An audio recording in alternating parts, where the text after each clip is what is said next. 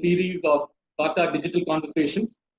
This is going to be a platform where we will be bringing together industry representatives across the South Asian region. And we will be having a session on various topics following this also every week. And today we have here a panel representing India, Sri Lanka, and the Maldives. And I'm proud to welcome Mr. Rajeev Kohli, who will be a panelist from India. He's the MD of Mr. Creative Travel and also the former president of Society for Incentive Travel Excellence. Mr. Thoyyib from Maldives, who is the MD of the Maldives Marketing and Promotion Corporation, and Mr. Puneet, who will be representing Onyx Hospitality and is the current GM for Amari, Galle, Sri Lanka. So, as we have gathered on this platform to discuss the current scenario facing the travel industry in view of the pandemic that is engulfed the whole world and has almost affected all industries across the world, and in particular, quite in a very big way, the travel and tourism industry. So on that note, I would like to put across the first question to Mr. Thoyyib as to what we all know that this pandemic has affected all the countries in the region and across the world. So in view of that, how would you forecast or foresee the immediate future for travel?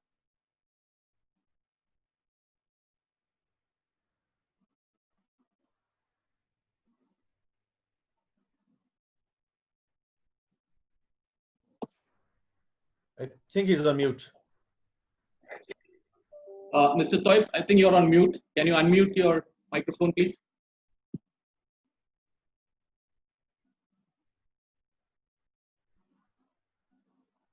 Yeah, you're good to go. Yeah. Okay. Thank you, Suraj. Yes, it's a tough time for everyone at this moment, especially for the Maldivian tourism industry. From January, Central APAC region has seen the longest exposure to COVID-19, and flight volumes began declining from early February. It was same to the Maldives. The travel and tourism sector is among the most affected, and due to this crisis globally, and it's not different in Maldives. The travel demand is going to be weak for some markets. Some are foreseeing for slow movements in the second quarter and probably into the third quarter as well. I think the majority of the customers who have not booked their holidays will adopt and wait and watch approach until the current situation. In the past, the tourism tax sector has shown its ability to bounce back quickly and strongly after an external shock in the Maldives. In the context of this crisis situation, we still do not know the immediate future. The Maldives tourism industry and global tourism have experienced crises of varying degree and shapes during the last 20 years. September 11th, the 2004 tsunami and the global economic crisis of 2008 and 2009 are some of the events that impacted the industry during the period. While the current situation is unprecedented, we can gain confidence in how the industry bounced back from those events. September 11th attacks on New York contracted global growth of arrivals to 0.1%. Although the immediate impact on the Maldives was higher at -1%. Recovery in the next year was higher at 5% compared to global growth of 3%. Next, 2004 tsunami heavily impacted, and it dropped to in arrivals in 2005. This is an event that impacted the countries in the Indian Ocean, and resorts were destroyed, reducing the number of beds available during the year.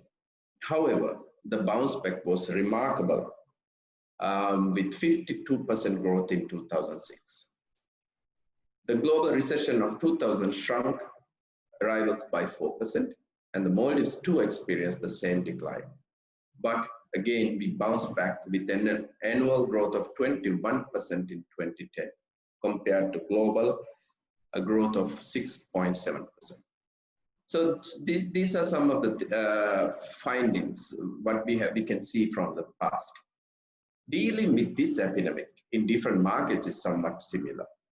Some service shows travelers will start to move late May, some June, and already we are seeing signs that different airlines taking steps to ensure that their customers are being checked in, followed by certain testing and restrictive measures. While some findings also states that budget airlines is likely to be collapsed. Despite the fact some key hotel brands like Echo and Marriott are getting certified with health and cleanliness in focusing on developing the next level of global hospitality cleanliness standards, norms and behaviors that are designed to minimize risk and enhance safety for their guests, while others getting into the already available technologies with self-check-in and cashless payments with minimal staff contacts. Some researchers with travelers across the globe reveals that although there is an overwhelming sense of uncertainty as countries deal with this virus, there's also a great deal of optimism for the future. In fact, Skyscanner states 60% of their travelers are optimistic that they will be travel internationally later this year, of which half are very optimistic. Another one by Trip.com reported domestic travel is beginning to return in China, and that over 1,000 tourism sites within the country had reopened their doors and gates last week. Travel Intention Pulse survey shows that the leisure travel recovery has preceded corporate FIT and group travel, while business travelers show more signs of confidence in safety than leisure consumers in venues like hotels, air travel, rail, and events. Another interesting findings is while most assume young consumers will be the first to adopt travel again, 49% of travelers that are 50 to 64 years of age show the least concern for their safety than any other age group. It's good findings. But there's some bad news too. The two locations where travelers feel the least safe are international flights, 10%, and cruises, 12%. On another note, some findings suggest that the hoteliers this time, unlike previous crises, should be wise enough not to rush and bring the rates down and not to run desperately for OTAs. According to the survey conducted by tourism branch of Conformitio, 83% of Italians will spend their holiday in Italy once health crisis will be over. In Russia, all earlier booked tours are now postponed till summer and expect a boost in bookings for July and August, which Maldives could likely cater. So the demand is all there, Suraj, but actual sales will not start before end of May, as far as outbound travel is concerned. So economic forecasts, which at best of times are made under several assumptions and are exceptionally unreliable at a time like this, due to too many unforeseeable aspects that would impact global economic performance during and after the crisis. The characteristics of the pandemic, the virus, and the economic impact of such an unprecedented event is still being understood. The virus properties are not fully understood and could change. The role of asymptomatic patients is still imperfectly understood. The true rates of infection and immune system or the immunity are therefore uncertain. Policy responses will be uneven in various countries. The reactions of firms and households are uncertain. All this would impact the economic future of countries. and getting an understanding of them would only make it possible to determine the way economies would open up and how the world opens up for travel. So in light of these findings, I think domestic travel would be the first that's expected to have a demand. Visiting friends and family, VFF, that is, at first, and these travelers will try to explore the local gems as well. Then the survey suggests business travel will be the second, together will be the domestic. Across the 8 to 16 month mark, atmosphere predicts a wave of what it calls pioneers will be the second group. This group will be led by business travelers as well as mid to higher tier frequent flyers with household income of about $125,000 and higher. But they will be venturing out on mainly long range internet. So this could be some of the findings with Suraj. Thank you. Now I'll move on to Rajeev here. Rajeev, we've heard Mr. Thoyyib lay out, how the whole scenario would be playing out in front of us. On that point, I know that you've been in travel industry for a very long time, probably as far as, from your teenage, I guess. And coming back to the topic, with this vast, experience and duration that you've been associated with the travel industry, what do you think are the challenges that lay out in front of us, like given, the scenario that Mr. Thoyyib had mentioned? Thanks, Suraj. No doubt this is an unprecedented time, not only for tourism in the history of man. Nobody has seen such a vast climatic effect since probably World War I or World War II. It's very interesting to see how the different countries have reacted. In India, being representative from this region, we are today hovering at the 22,000 case level. Now, some people may say the number is wrong, the number is fake, not enough testings, not enough reporting. Fair enough. 20 can be 40, 40 can be 60. Nevertheless, for 1.3 billion people, we're at a very small number compared to what it can be. You've seen other players in Asia who have regained some level of normalcy. I was speaking to a friend in Taiwan. They don't have any lockdown. Restaurants are open. Some rules have changed. However, it's the first time, I think, that we as an Asian community have seen the West collapse so severely.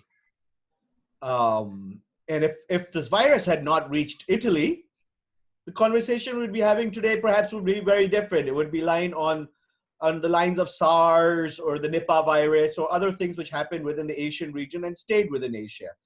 But now that the West has seen a complete collapse of their systems, our conversations today are very, very different, because for all of us on this call and a lot of the people listening, we are very much dependent on the Western markets for our key business. Now, of course, India is a much larger country than the other SAARC nations. And therefore, by nature of that, we have a much larger domestic consumer base. Thoyyib mentioned domestic tourism. And it is a fact that tourism in India has survived over the years on domestic business. I will say for all the hotels, at least the major chains, 75% of their business is Indian and 25% is international. Doesn't mean the international business is not important because it gives a different value, but they were able to hedge their risks over the years that were more economics and more competitive. Now, my biggest fear for our industry in the region is the lack of confidence we have in ourselves. I have seen, this is not the first crisis I've experienced. I've been in the business for 25 years now. My company's been around for 43. I remember when I joined the business 25 years ago, one of the first things I experienced about a month after I joined was the plague in Gujarat. So I've seen the plague, I have seen earthquakes, I have seen terrorism attacks, I have seen the tsunami in Sri Lanka because I am selling Sri Lanka. We have seen as a community of the South Asian countries more ups and downs than anybody else. But I've also seen that we as a region have bounced back stronger and have been more resilient than anyone else. I mean, be it the insurgencies or the disturbances that happened in Maldives at much smaller scale, be it the attacks Sri Lanka went for over the years and all the problems India had, the earthquakes and the protest in Nepal and what have you. We've always come out. But this industry has never seen something on such a large scale. And what I am sensing is a very glass half empty attitude. There's nothing that any one of us can do about this situation. Okay? It is what it is. There are things you can do within your organizations, improving, training, going back to the drawing books. For me as a DMC, that's a little bit easier because DMCs have smaller teams. For hotels like Puneet, I mean, I was talking to a hotel chain in India and doing a webinar for them. And I said, when was the last time you trained your guest relations team on what to say when escorting a guest to a room? When was the last time you fine-tuned the conversations? Because when we're all operating, we don't have the time to look at some of the smaller things. We're so busy in the operation mode that we can't. What new products are we going to bring out as industries, as stakeholders? How are we going to react to the new demand? I know you're going to ask me later on how do I foresee the industry, so I'm not going to answer that now. But I want the industry to be optimistic, okay? Are we going to go back to our glory days in the next 12 to 24 months? Probably not. I have been reading a number of reports, analysis, statements. And one thing I want to be very clear, I don't think anyone below the age of 60 neither has the credibility, the experience, or the understanding of what's going to come. Because the last time this happened was the World Wars. Okay? Everyone can make predictions. Everyone can conjecture. For every one negative, the world is coming apart, travel will never happen again report, I will show you another report which says that it's going to come back fast. I had two such reports I read yesterday. Luxury travel is going to come back faster, which is Maldives' very strong USP. People want to relax. People want to get back to the basics. People want to regain their sanity, which is Maldives' strongest USP. Destinations like India and Sri Lanka will battle a little bit with the crowds, with the population, and with the lack of solitude and serenity. Each one of us will be able to get back that business, but how, I don't know. But if we as an industry are going to sit and mope, be morose, be sad, be dejected, it's a self-fulfilling prophecy. Optimism is not an option. It is a requirement. We need to rally together as an industry. We need to work out for our different countries, our different regions, what are the strategies we want. Because when business comes back, I know all our competing destinations are going to be reacting. I know Thailand has a plan in place. I know Singapore has a plan in place. I know Dubai has a plan in place. So if the South Asian countries want their piece of the pie, we're going to have to fight very hard. Quite interesting points that you've put across, Rajeev.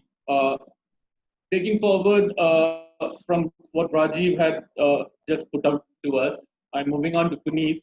Puneet, Rajeev had mentioned about being very optimistic, which is really great. And he said that is not an option, but that's the need of the hour. So as the markets would open up, and like you said, there is going to be a new set of demand from the traveler, a new kind of a traveler emerging out of all of this. And you, especially being in the hospitality sector, and one of the part of the industry where you are going to receive this new traveler that comes out of this pandemic and is willing to travel. What do you think the industry needs to look forward in that regard, and what are the measures that probably the hospitality sector should be aware of or think about to address this post-COVID situation as the industry wants to open up? Hi, thanks, Suraj. Some great points put out by Thoyyib and Rajeev here. I mean, very insightful. One thing which I want to emphasize and focus here on is there is one thing which is constant in the world, and that is change. Change is the only thing which is constant, and whoever is the fittest is going to survive. We have to, at this point, reimagine our business. We have to go down to each and every different point, each and every different angle on how we are operating. What are the different ways that we have been sustaining so far? Are these points relevant anymore, or do we need to change? If we are not going to reimagine ourselves, if we are not going to change ourselves, I think we will become extinct. A lot of places will, a lot of businesses will become extinct if they do not change and they do not perform. In the past, we've all gone through tsunamis, SARS, MERS, terrorist attack last year in the country, in Sri Lanka especially. But nobody has ever seen something like this, such a big scale. I think the last thing which happened like this was in the 1920s, or the World Wars, or the Spanish flu, which was kind of something related to what relatable to what is happening now. Is our business at the moment, is the hotel industry, is the food industry capable of changing and evolving? Yes, absolutely yes.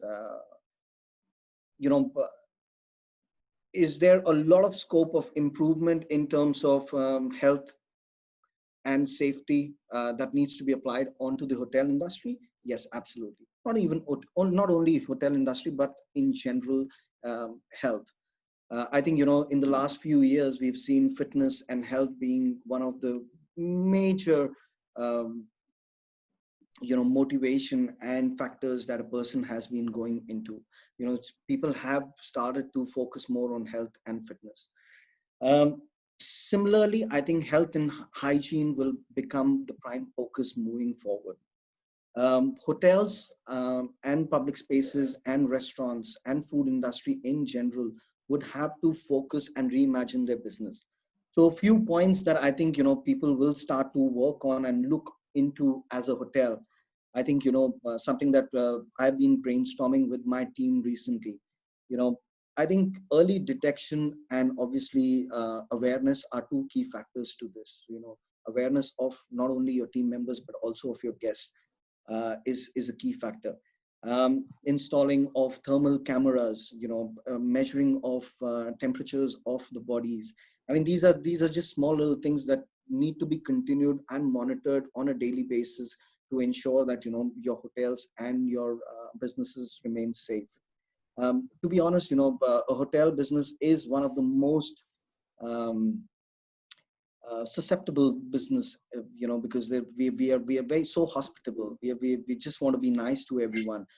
We are not enforcers, but at the end of the day, if we do not follow all of this, we will end up having to close down our businesses. Something that we for example, we're just reimagining our business on the arrival front. So we was thinking, how are we going to deal with cars coming into the hotel? Are we going to offer valet services anymore? I don't think so. Valet services would be applicable anymore. Are we going to be opening the guest doors of the cars anymore? I don't think so. We probably might not be doing that anymore. But does that mean that, we'll become less hospitable? No. We'll have to adapt and change ourselves in such a way that even though you're not driving or giving valet services to our guests anymore, or opening up of their guest doors, or the cars of the doors of the cars, but then how are you going to make sure that the guests still feel welcome, that the guests still feel as if they've come to a place where they're welcome and they're looked after well. Same goes with restaurants and buffets. How are you going to be dealing with that, with social distancing, which is going to last for a while? How are you going to be able to open your restaurants and buffets now, moving forward? Buffets probably will become extinct, or else the buffets will have to be reimagined again, wherein, people are not touching or reusing the cutlery over and over the same person again. There is a server who's standing on a buffet who's practically serving you, or else probably, the buffets will become extinct. I don't know, probably we'll have to go more into live stations. How are we going to deal with swimming pools? Swimming pools, again, an area on how, how people will be going for a dip inside a swimming pool where, at any given point, there are 50 to 60 people probably inside a pool at one point during a day. How do you deal with all of that? Spas.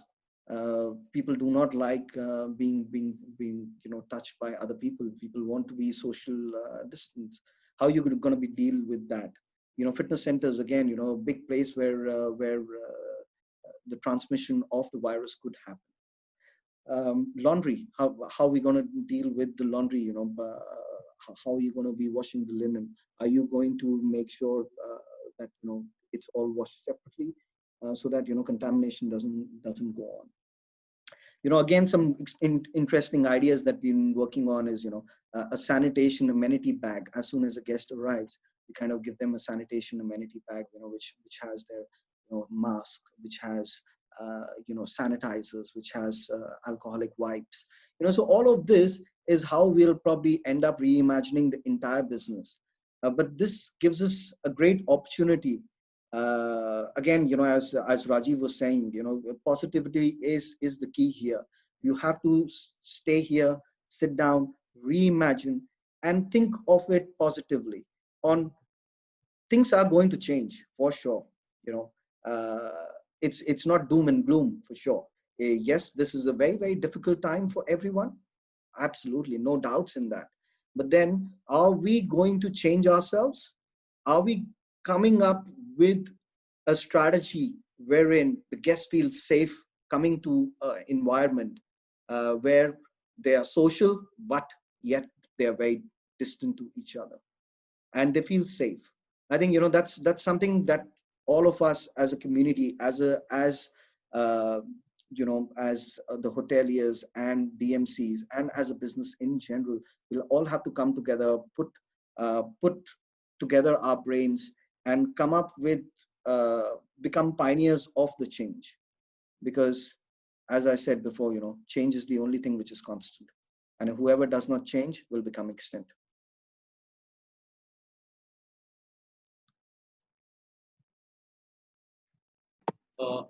Thank you, Puneet. Very valid points that you put across. Quite interesting to see how you're approaching the situation from your side. Mr. Thoyyib, like after listening to both Rajeev and Puneet, I would like to ask you this. Like, now you had earlier mentioned the challenges and what each country in the region and a destination like Maldives would the challenges that they have to face. Carrying forward from there, I would like to ask, like, how optimistic? What are the optimistic steps? Because even if the private industry have to be optimistic, then I think it requires the government agencies also to be optimistic and give them that confidence. In this regard, what do you think would be very positive and optimistic steps government agencies can do in this scenario to help motivate the industry as a whole? Right. Yeah. Thank you. Rajeev and Puneet also Puneet did mention a lot of interesting points which might have to be considered, and it's going to be tedious and different to take. And I think every nation should start the planning now and draw up some great national recovery policies and action plans and come about with a timeline now. We cannot waste. We cannot wait. We have to plan, and we got the time now. I am, as the other speakers have said, I think we've got, let's take this as a positive thing to plan ahead. And the more we plan, the probability of achieving and getting a positive result is very likely. The planning should include all the stakeholders, the travel industry owners, the regulators, the destination marketing agencies like us, the Civil Aviation Authority, the NGOs of the tourism industry, and many more. It's a time most of these regulators review our regulations in some of the and as you know, some of the regulations in some of our South Asian countries are so old that it's now the right time to amend these according to the latest developments and the lessons learned through the crisis. Regulations on the local travel agents, small businesses, guest houses, all need to be attended soon. I'm sure Maldivian regulations has to go. It has to revise. It has to be revised. When we talk about regulations, let me tell you something about the tourism facilities development guideline as well. This could also include a must as ease of access to the hotels, resorts, and other places for the physically challenged. It's a growing segment now. So many. Food and health standard is another major factor that potential travelers will be considering in the future. Some established brands like Echo and Marriott, as I have mentioned before, have already partnered with testing, inspection, and certification to develop a label certifying that they are appropriate safety standards. They have appropriate safety standards and cleaning protocols have been achieved. These are some of the things. Temperature screening in tourism facilities and ports. Destinations solely depending on tourism, Maldives. We have to have certain measures ready before we open up. Our finance minister has stated that we are ready to open up around July. So the tourists but the tourists will only travel if Maldives is safe to travel, safe to have a vacation, safe to travel internally, safe to travel on land, sea, and air, and safe to travel everywhere. It goes the same with the three of our in Nepal, India, Sri Lanka, and anywhere. We need to develop guidelines and classifications. And I guess the whole tourism environment and how we operate will have a lot of changes, challenges, especially to mitigate health issues and, of course, their security. The tourists, before they come in, will check if they would be comfortable in Maldives. If they are sick and so on, they will be thinking, am I being taken good care of? Could they take me to a good hospital and give me a good health checkup or whatever? And also, I also think we should make sure to include our regulations to include the sustainability of tourism in these kinds of crises. This is going to be big. We should have a regulation to cater for a more resilient system so that there could be a system on how it could minimize the damages in short term and mid term, like giving salary and so on, rather than a lot being jobless. I also think the Civil Aviation Authority, our airlines, our airport company could play a better role and make some changes to their present thinking if we are going to revive this industry soon as possible and revive thousands of jobs back and make it successful. These are some of the steps that can be taken, and we as destination marketeers should be ready for those in order to bounce back. Also, I think we should also consider of the contribution to the sustainable development agenda, as I said before, and build resilience learned from this crisis. There's some things which I really wanted to point out, Suraj.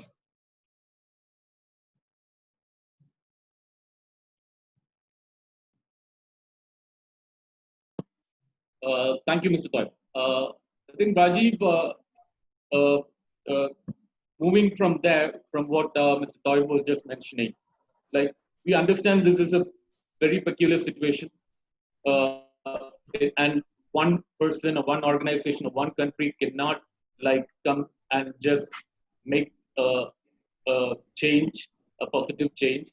So to see where the industry and how soon or late the industry can open up, where at least we could have a decent level of travel amongst nations, and the industry can like slowly bloom.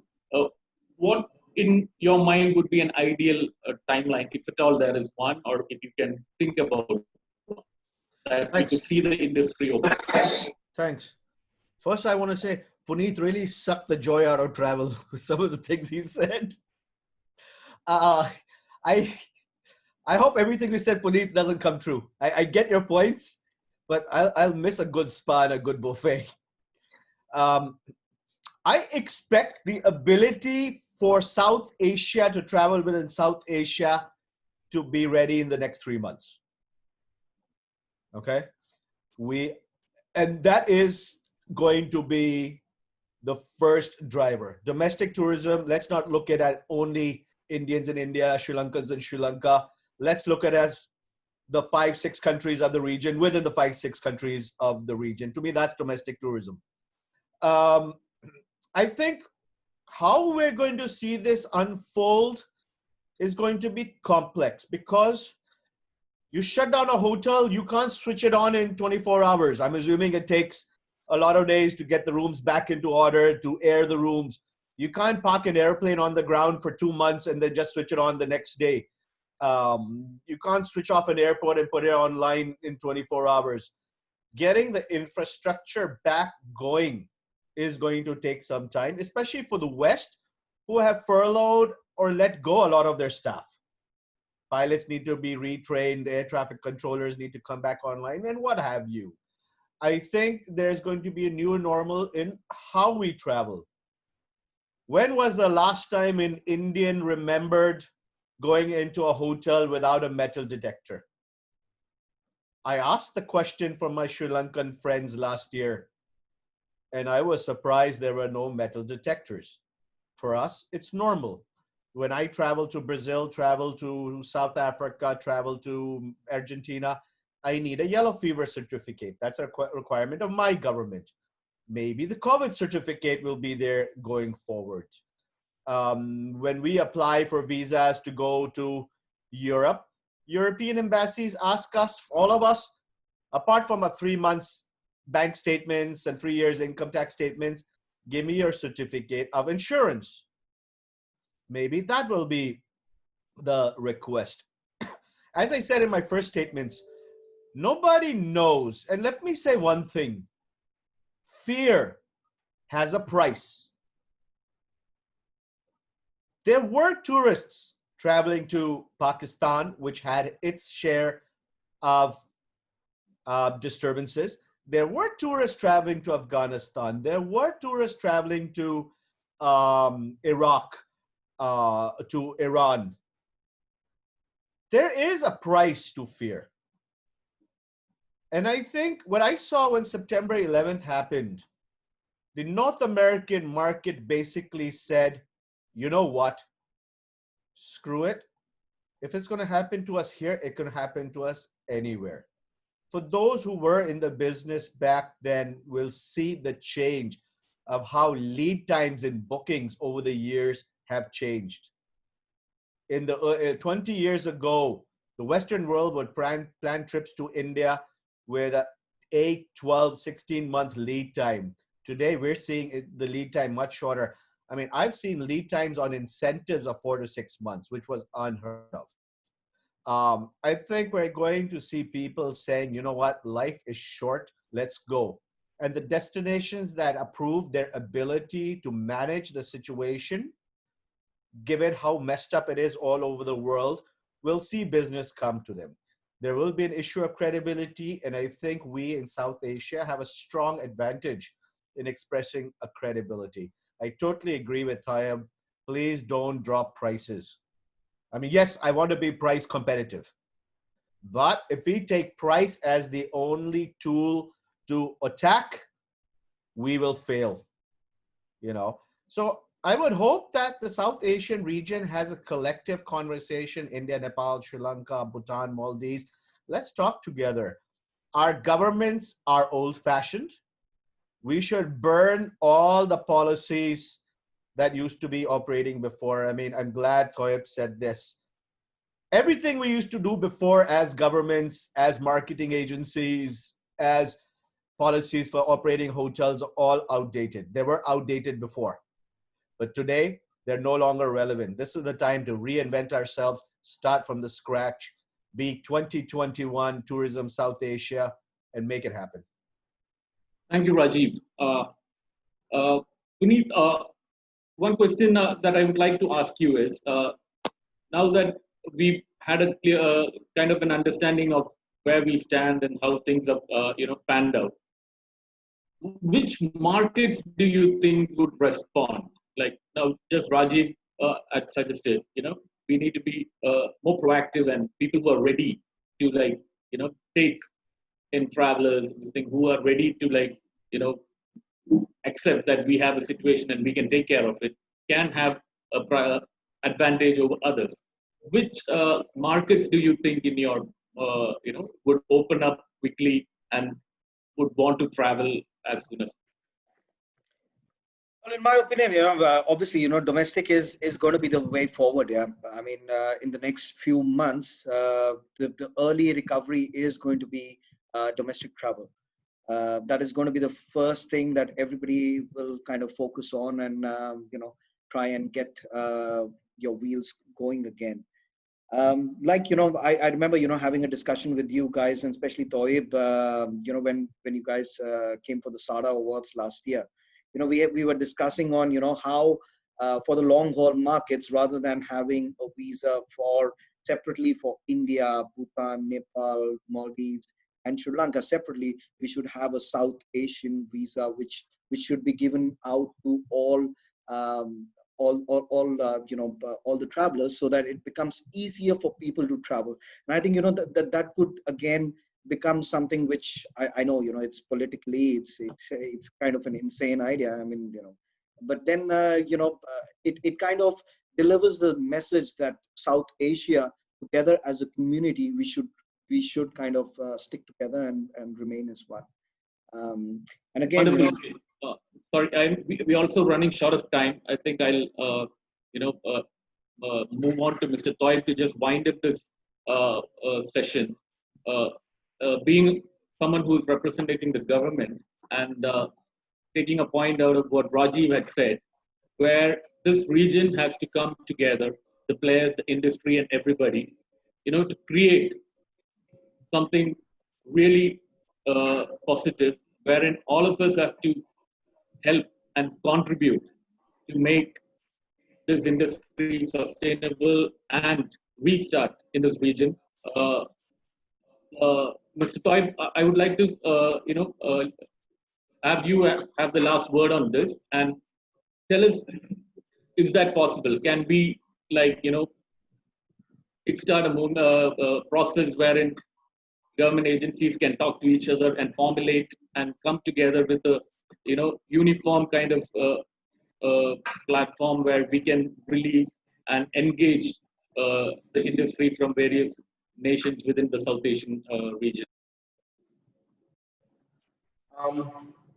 Of course we can. We never would say no to anything that relates to marketing and promotions. I think, but every country has their strengths. Every country has their own USPs to sell. But as I think it was Rajeev who mentioned that we could have some joint kind of stays, like one tourist can stay in Maldives for a couple of days and then move to Sri Lanka or then other way. But it is happening at the moment. But again, we should consider this as well. We are trying to minimize travel when we start, I think. When we start, people will try to minimize travel. They will like to minimize the transit arrangements as well. So they will look for direct routes, especially. Although it's long haul, people will be looking for direct routes and try not to be too much at airports as well. So those are the things we have to take into considerations again. So it's really difficult times, Suraj. It's really going to be a turning point towards what we are doing, everything what we are doing, the marketing, what we are doing. We started the year with a strong marketing campaign, strong plan, global campaign, but from January things changed, and now we are. Who would believe that we will be sitting in a house in a room and talking to each other via web conference at this time of 2020? So we change our marketing strategies and we change the whole thing more to digital and online. With the crisis situation, our launch and planned campaigns were severely disrupted.